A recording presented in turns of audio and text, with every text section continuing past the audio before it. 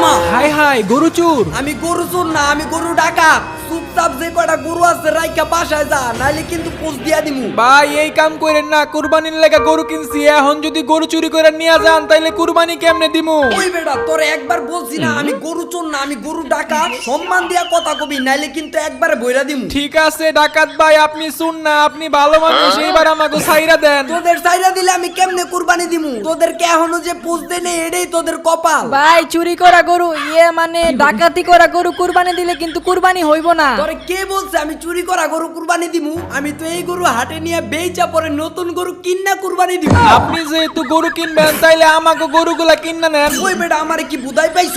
মস্করা করছ আমার লগে? তোদের গরু কি আমি টাকাটা কিনতে আইছি? আমরা ডাকাতি করতে আসছি। আপনি গরু চুরি করবেন ভালো কথা, কিন্তু শূন্য রাখেন, আমরা কিন্তু সবাইরে বইলা দিম আপনি একটা গরু চুর। আমাদেরকে গরু চোর বলবি? ঠিক আছে, গরুগুলা নিয়া তোদের পাশায় 3টা পোস্ট দিয়া দিন।